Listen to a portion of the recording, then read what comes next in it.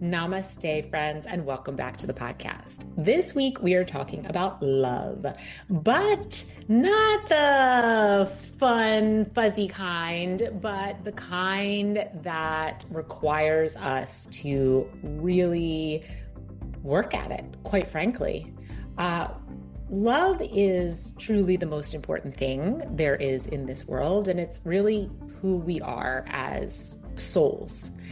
And throughout every wisdom tradition, ancient wisdom tradition, there is the same essential teaching. And that is that we are not separate from one another, that we are interwoven, interconnected. We are all part of the same whole. And that the most important thing that we can do is to love one another. We see this in Christianity, in Judaism, in Hinduism, in Sikhism, in Buddhism, in all of these traditions that have survived and guided people for thousands of years, this same teaching. And I don't know about you, but when I see something show up over and over again in traditions that have been alive for this number of years, and combined with that, when that teaching really resonates, like when I feel like there's a real internal knowing of its truth, I sit up and pay attention, right? I really dive into that because that's where we find truth. We find truth in traditions that have stayed alive and guided people and that are saying the same things, and that even now science is backing this ancient wisdom. There is so much science out there showing that that is the truth, that we are all one being and we are all the same, regardless of how we may appear to be very separate and very different on the outside. And that there is really no higher resonance than that of love. So that's what we're going to talk about today. We're going to talk about love, and particularly loving when it feels hard, because loving is not always easy. It can be very difficult. But the harder it is to love someone, it's perhaps those are the most important people that you need to love in your life. And that's a spicy comment that I just made there. So I will make sure to dive much deeper into that and what I mean by that in this episode. But before we do that, I just wanted to remind you that this week is the monthly Sangha. It's happening this Wednesday. I will put a link to sign up in my show notes, but you can also find it over on my Substack page.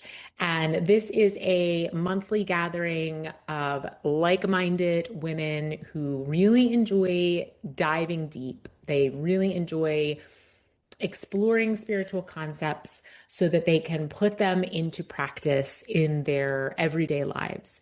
And why is that important? Why do we enjoy doing that? Because this is how we find freedom in our lives, how we unchain ourselves from everything that is keeping us stuck and caged and separate from our essential or true self.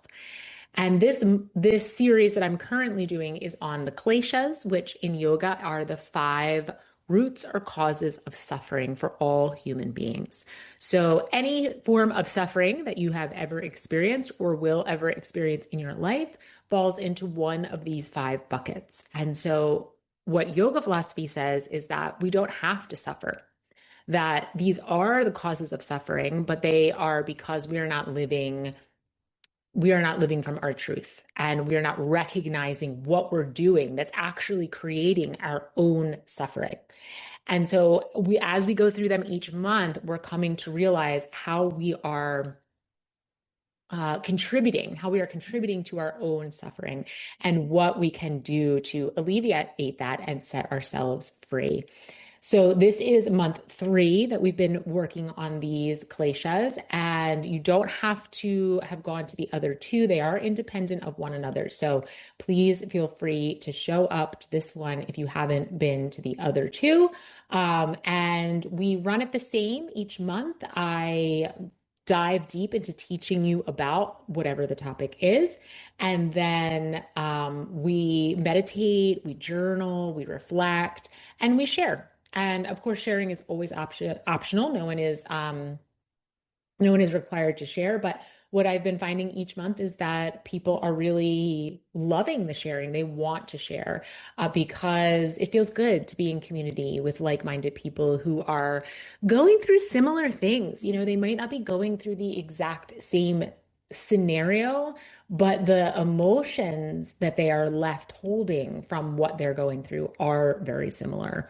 And so it's a great way to support one another, to show compassion for one another, to realize that you're not alone, that there's not something wrong with you or your life, that this is just the journey of life. And the way that life is going to grow us through our challenges is different for each person.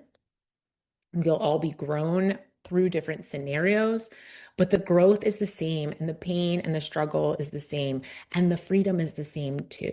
So, this is what we do together, and it's a beautiful community. So, I invite you to either head over to my Substack page, which the link for that will be in the show notes, or just you can just sign up using also another link that I put in there. Either link will get you to the same place, which is signing up for this monthly Sangha. If you can't make the Sangha for whatever reasons, you have a busy life, it will be recorded and it will be uploaded to my Substack page. So if you sign up and you think you can make it, but then it falls through, or if you even know you can't make it, but you want all of the information and the practices, then sign up and then head over the following day, that Thursday, it will be uploaded onto my Substack page. Okay, so now on to this week's topic, which is loving when it feels hard. So I mentioned how this idea, this concept that it is very important to love other people, even when they are extremely challenging, comes up in many different wisdom traditions. And I'll give you just a tiny sample of quotes um, that illustrate my point. So in the Bible, it says, love thy neighbor as thyself. In Hinduism, it says, he who sees all beings in himself and himself in all beings has no aversion. In the Bhagavad Gita, which is a central yogic text, it says, a true yogi observes me in all beings and also sees every being in me. Sikhism says, no one is my enemy and no one is my stranger. All right, so these quotes, these random quotes that I've pulled, all point to the same thing.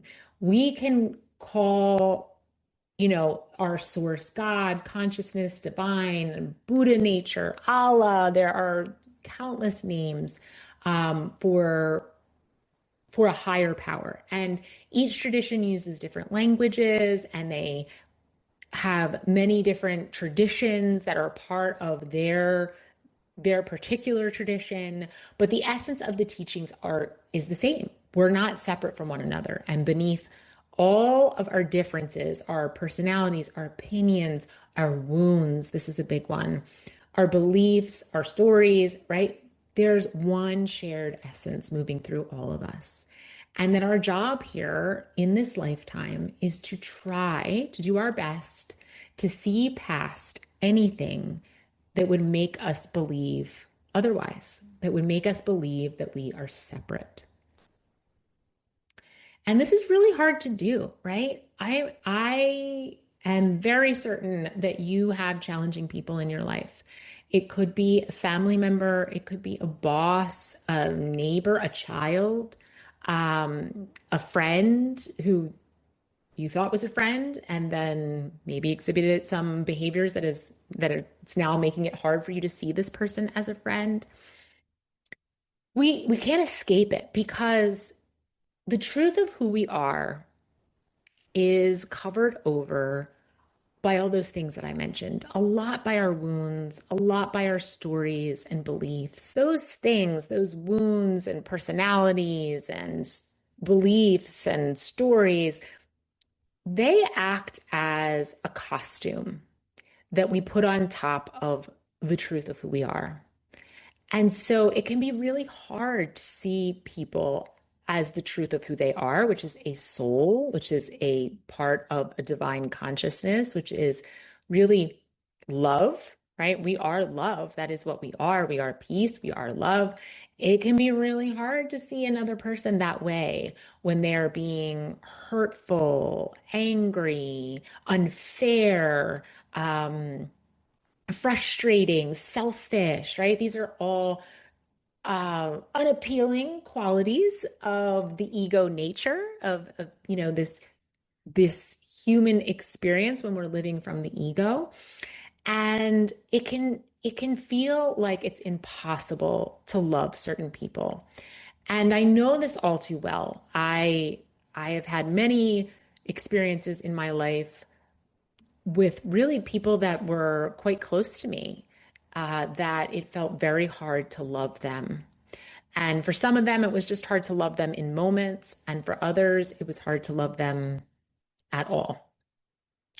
And I don't have all of the answers. Like many of you, I'm working through complicated emotions around people in my life. But I'm letting the ancient wisdom guide me. And that's what we're going to do today. We're going to let the ancient wisdom guide us to be the map that it is for our lives. Because I know one thing for certain. I don't know everything, but I know one thing for certain. When we build protective walls around our heart, when we get angry, when we feel resentful, when we have hatred, those walls, they don't just keep out the people who are challenging us. They separate us from everyone, and they even separate us from ourselves because a wall keeps out pain, but it also blocks our ability to give and receive love. It's a real conundrum because it's very hard to place a wall around your heart and only put it up in certain circumstances and then take it down when you don't need it anymore.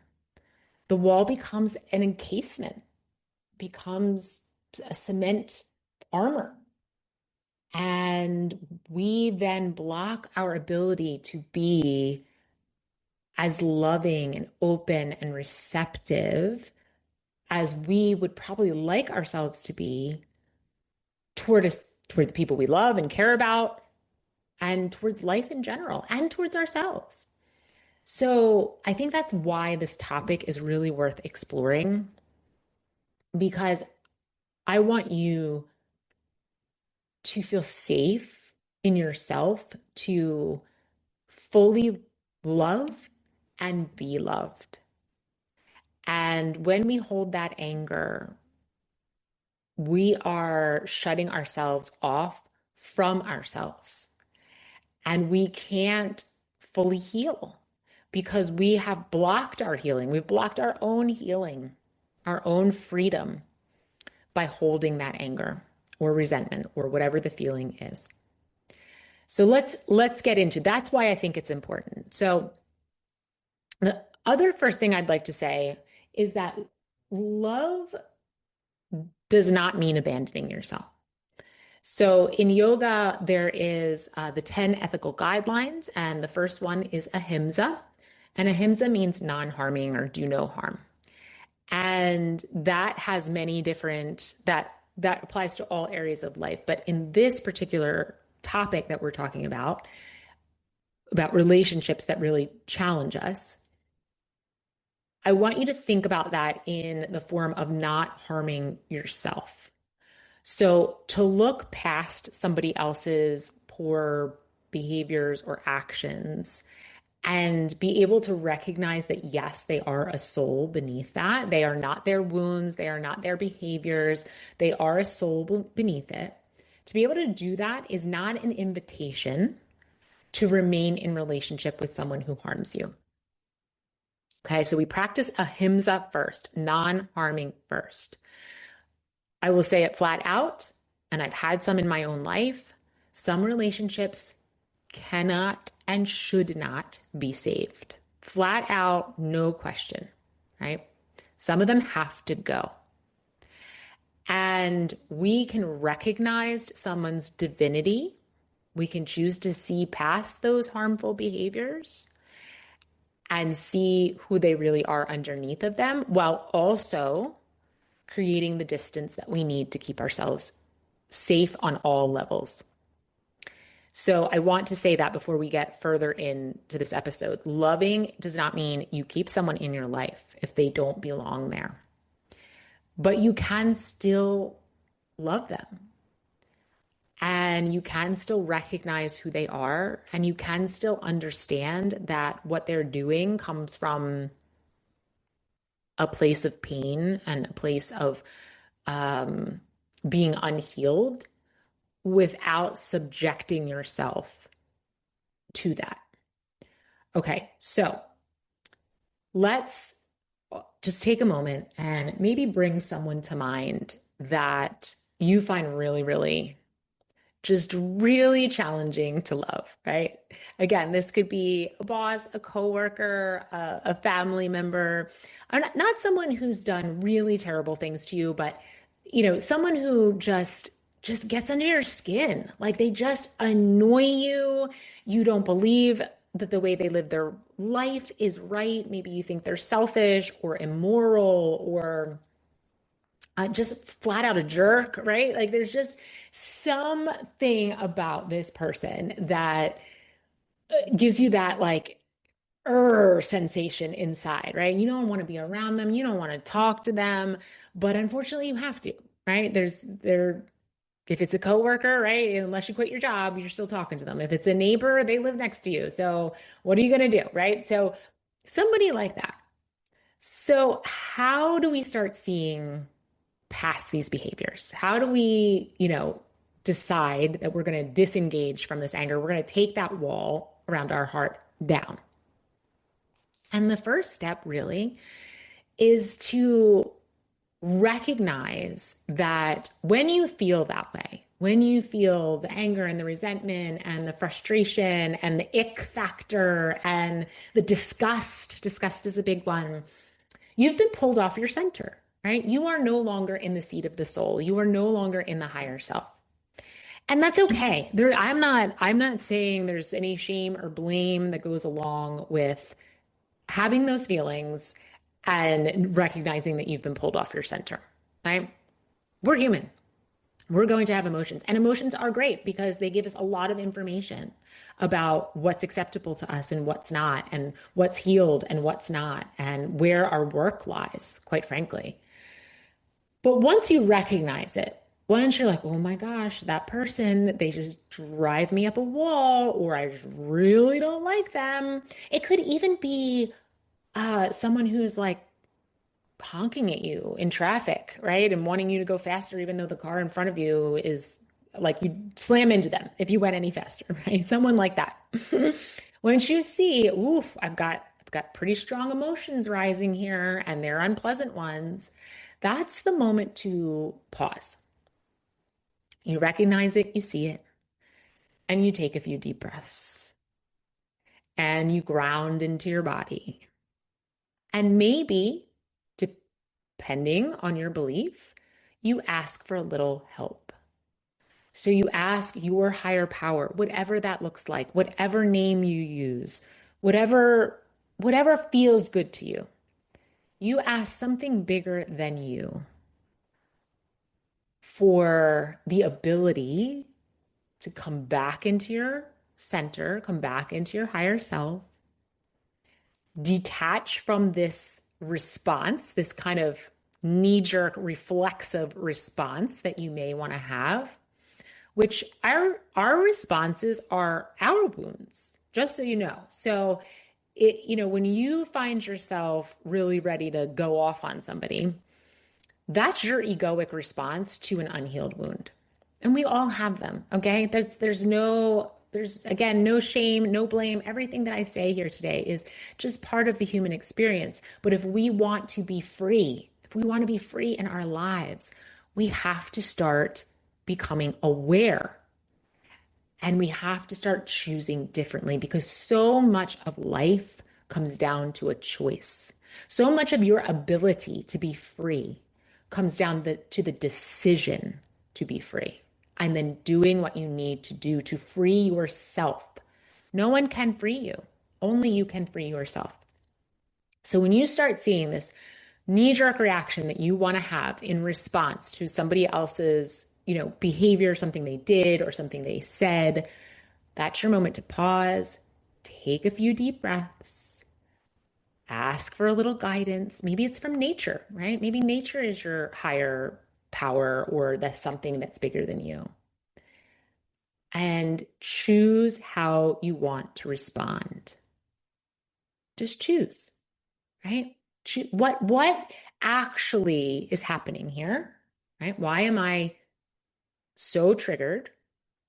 And then how do I want to actually respond in this situation in a way that serves me, in a way that doesn't rob me of my peace, in a way that doesn't leave me feeling regretful or carrying, right? We can carry it with us. Someone can say or do something and maybe we, have a fit of anger where we just hold that anger in, but we feel it internally, whatever our response is, and then it stays with us for the whole day, maybe for the whole week. We're just festering and holding this anger. So is that in service to you? Right? That's what we have to think about. Is that what I want for myself, this poisonous energy inside of me? Or do I want to choose to let that go? Do I want to choose to return to my peace?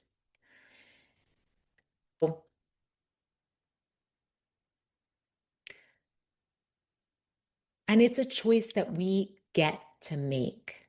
We get to make that choice for ourselves. And it doesn't mean, I think a lot of times people think that if I don't react or respond with the appropriate level of anger or disbelief or disgust or resentment or whatever emotion, if I don't respond with that appropriate level of that emotion, that it means that the behavior that they're exhibiting is okay, that it's permissible. But that is not what that means. It means what we're doing is poisoning ourselves. So there's an old adage, quite honestly, I don't know where it comes from. I'm sure you could look it up, but it basically says that holding on to anger is like drinking poison and expecting your enemy to die, right? So when we get so worked up and angry and all those difficult emotions, we're not harming the other person. We are harming ourselves. And we're contributing to the harm of the world because we are walking around carrying all that. And it's coming out. It's coming out in our interactions with the other people in our lives. So finding a way to disconnect from that egoic response, return to your higher self, and release that energy is a service to yourself and is a service to the world. And it doesn't mean that we don't respond, right? There are times when maybe just not saying anything or walking away is the right choice, but there are many times where a response is absolutely needed and important. But how do you respond? From what place do you respond? Do you respond from anger, from fear, from frustration, from hate? Or do you respond from peace? Do you respond from love? That's the question, right? That's the space we need to figure out how to get to, and we're gonna talk about that. So Viktor Frankl has a famous quote, or it's often attributed to him, which is between stimulus and response, there is a space. And in that space is our power to choose our response. And in our response lies our growth and our freedom. So that's what I'm talking about here, right? In our response lies our growth and our freedom. What is the freedom he's talking about? It's the freedom to be fully in your essence instead of a constant mode of protection. Because when someone really activates us like that, they are likely touching some wound in us that is unhealed. And then we go into fight or flight and we start wanting to protect ourselves. And we start wanting to, make sure that that wound is safe. But the problem is, I like to think of it like the immune system. So when a foreign body enters your body, like a virus, your immune system just goes into action and it starts fighting.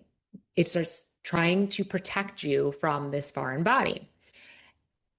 And eventually, most times, it does. It fights off the foreign body and you go back to being a healthy person walking around.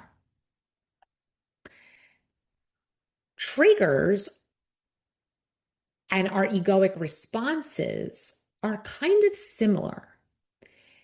So, what happens is the ego acts almost like the immune system. So, something triggers a wound, just like a virus entering the body. And the ego's like, danger, danger, just like your immune system says, danger, danger.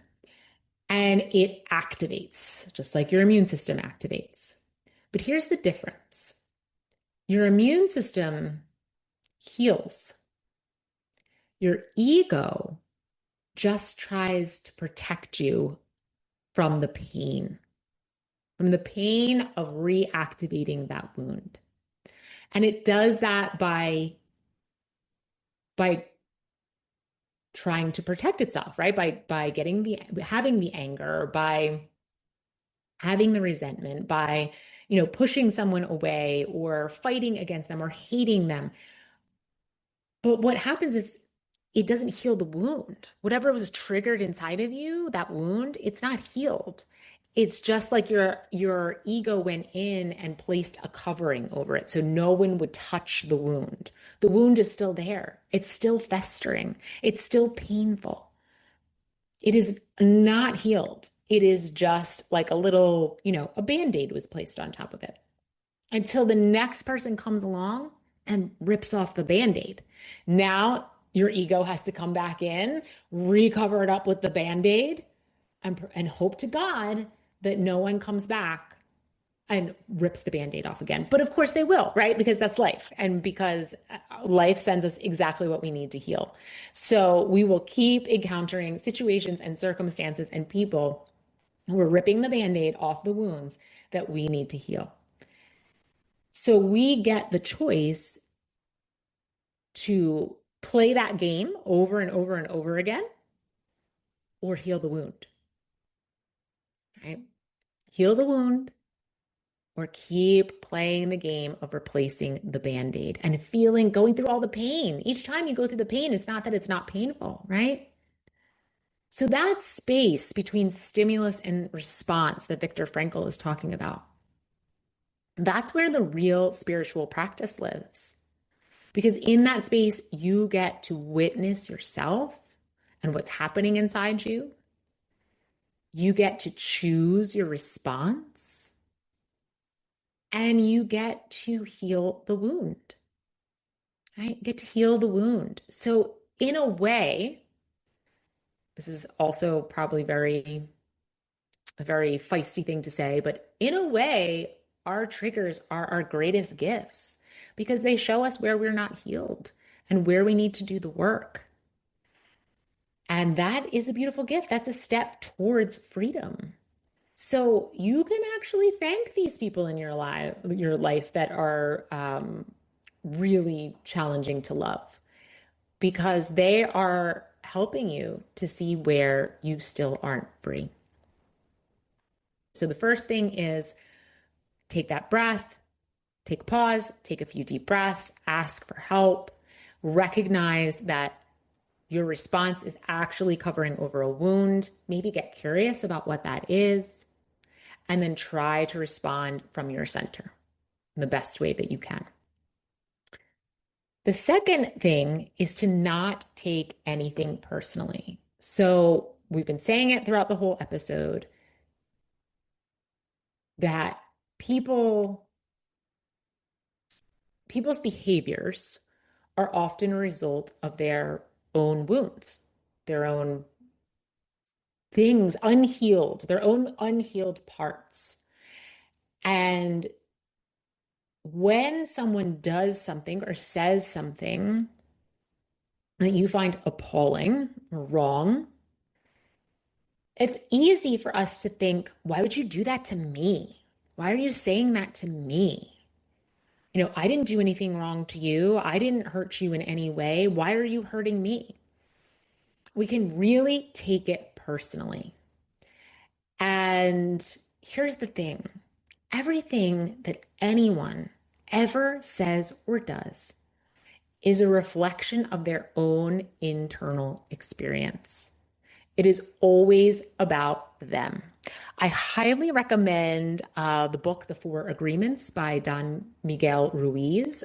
He goes into this concept extensively. But the idea is that their behavior is just a reflection of their own unhealed wounds, how they feel about themselves, how much of their ego is running the show in their lives. It's not about you. And I'll give you this really great example from when I was a bedside nurse.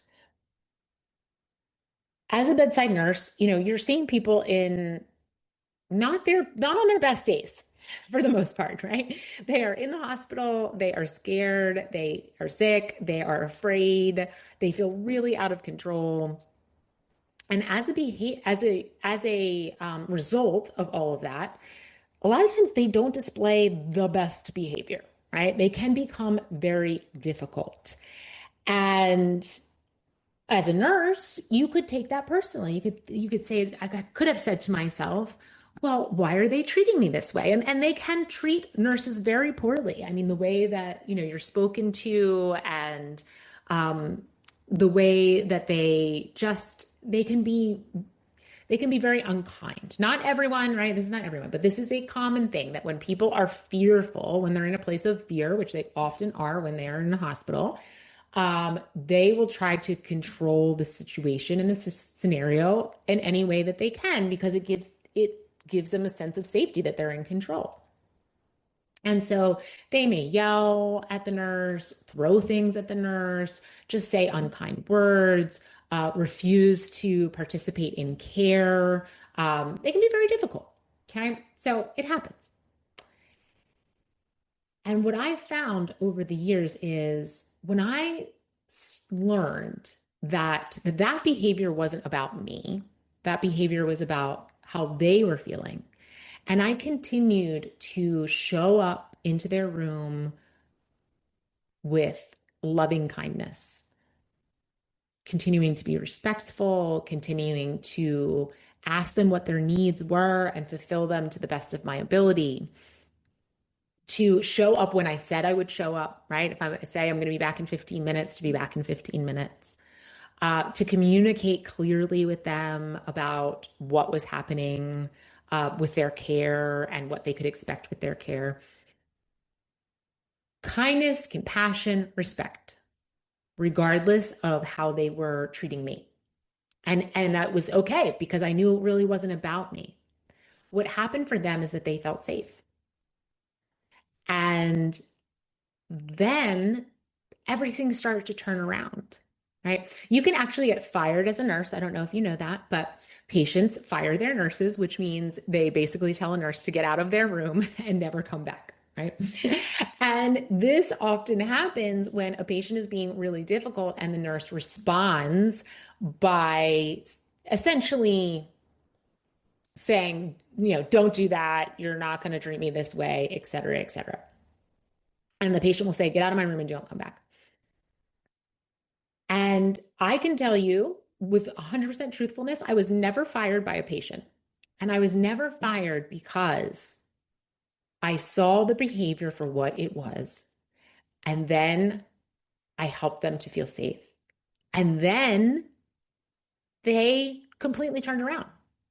Did you ever hear the expression, kill them with kindness? That was an expression I heard a lot when I was growing up. Kill them with kindness. It's the same exact thing, right? When people feel like, okay, she's on my side and I am, you know, I believe what she's saying to be true, and I am safe. All of that wound behavior falls away, right? Because they're not trying to cover the wound with the Band-Aid anymore. They don't feel like the wound is under attack, so they don't need to cover it. So this can work in certain scenarios. Again, ahimsa first, right? Non-harming first. We don't put ourselves in situations where we can be harmed. But after that, try, do your best to not take anything personally. Because when you don't take it personally, it goes back to what we said right before this. When you don't take it personally, it's very easy then to sink into your higher self, to get out of the ego, and respond from a place of love and peace instead of a place of anger and resentment. So, Don Miguel Ruiz, The Four Agreements, wonderful book. Check that out. Okay, here's another one. Seeing the good without denying the harm. People are complicated beings. I don't think I need to tell you that. You've lived long enough to know that people are super complicated. So you can have people in your life that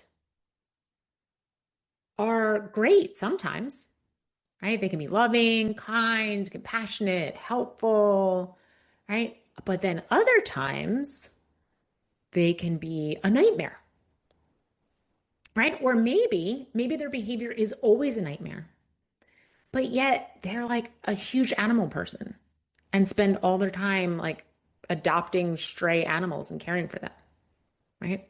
Complicated beings. We are not one thing. We are many things. And so this idea of see the good is really important here. See the good without denying the harm. If you can try to reframe your view of someone by looking at the good that they do. This is a practice. In yoga philosophy, it's called Pratipaksha Bhavana, and it's cultivating the opposite perspective. So when the mind becomes caught in anger, judgment, or aversion, we purposely turn that around and choose the opposite. And it doesn't mean that pretending that the harm is okay or is acceptable, but it means making space for everything that's present. That's what I'm talking about, right? So again, we're complicated beings. We are not one thing. So to pretend that someone is all bad or to perceive someone is all bad is likely a vast oversimplification of who that person is. They may be behaving badly in that moment, but are they truly a bad person? And can you see the good in them? Can you find the good in them, no matter how small? And it's akin in my mind to a gratitude practice. So we know there's tons of research that shows that the more we can tune our attention to what we're grateful for, the less aware we are, or the less impact that the negative things have in our life.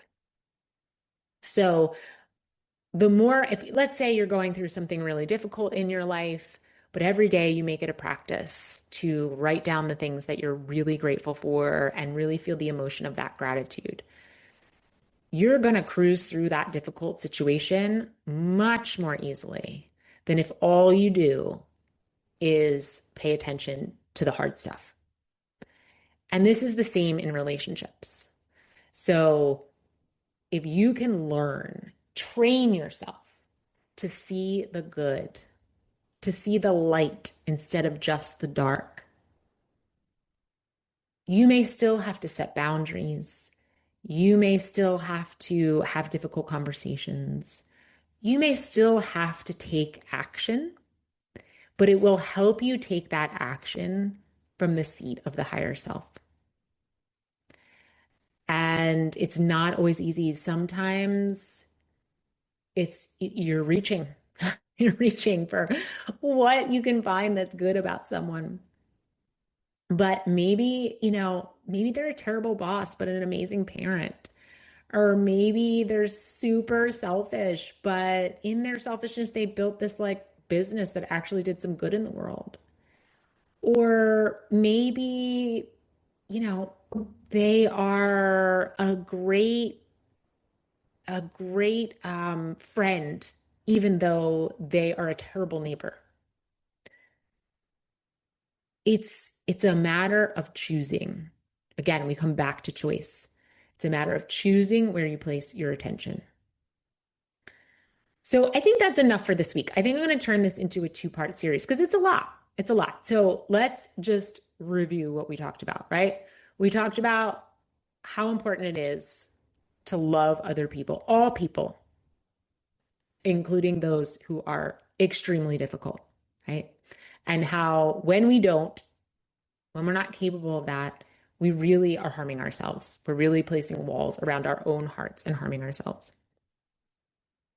We've talked about why people are often difficult, why we can, encounter these difficult people in our lives, that they're acting from their wounds, from their stories, from their beliefs, and how that's not the truth of who they are, right? That's the costume that they wear that hides the truth of who they are.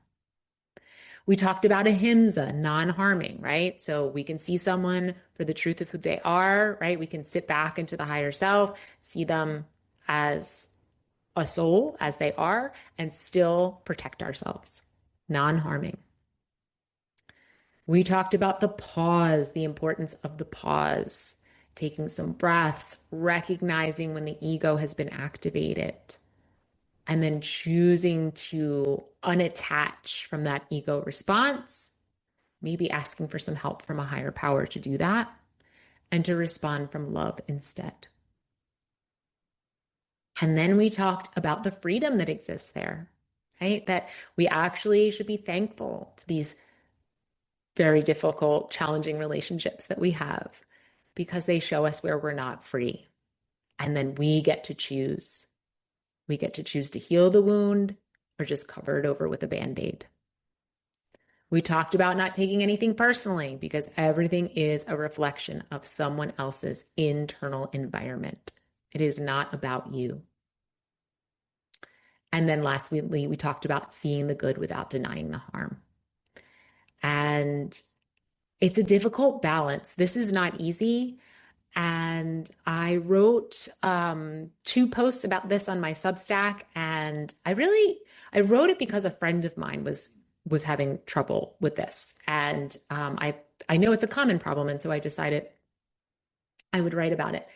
And in the intervening couple of weeks, I actually have had a personal situation that has really required me to go back and read my own work and remind myself of what is important and how to love when it feels hard.